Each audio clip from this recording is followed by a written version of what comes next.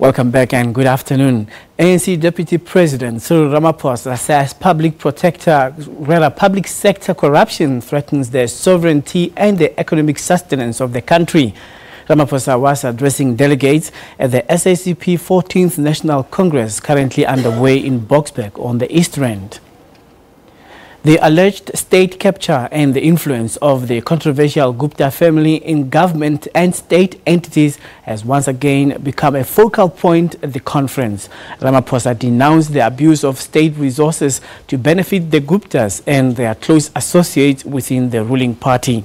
He said that the ANC's progressive policies have been undermined by factionalism, corruption, and the influence of certain families. When things like these are spewing out in our national discourse, we cannot turn a blind eye to these revelations, nor can we keep quiet. I heard accusations that the SACP and particularly the General Secretary had kept quiet on a number of other allegations that have been made. And I heard on television Comrade Blade Nzimande responding to that. We cannot keep quiet. We cannot, under the weight of ever more disclosures, become numbed to what this means for the country, for our people, and the national democratic revolution. We now know without any shred of uncertainty that billions of rands of public resources have been diverted into the pockets of a few.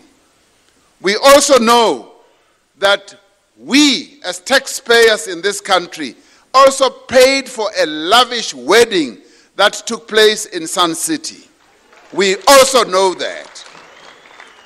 These are resources that rightly belong to the people of South Africa. These are resources with which we were meant to build schools, we were meant to build houses, we were meant to build clinics. These are resources with which we were meant to support emerging farmers, small businesses, and cooperatives. These are resources that could have been used to fund higher education for the poor and to improve the quality of health in our country. Instead, they've been diverted into other people's pockets and companies, state resources. Should we remain quiet when all this happens? No, we cannot. And I am one of those who will not remain quiet.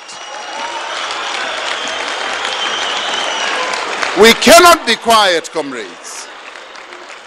This we cannot do because it is unacceptable and it should not be happening in our democracy. To many people, state capture may seem far removed from their everyday lives.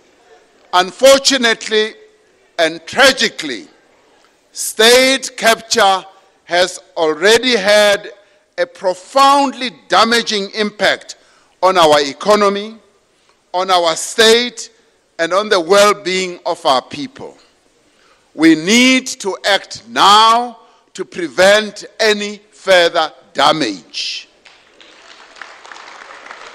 Now, what we need to do is that this judicial inquiry, which, by the way, those who criticize the SACP and who criticize Comrade Blade for saying nothing, he was amongst the first to call for a judicial inquiry.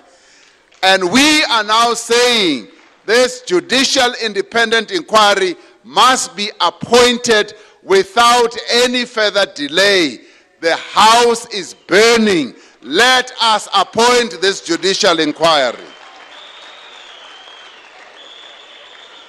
But we are also saying our law enforcement agencies must act with speed, and they must also act with purpose to investigate all these allegations and to bring those who are responsible to book. But more importantly, we also need to go out and recover the monies that have been stolen. Those monies must be brought back. They belong to the people of South Africa.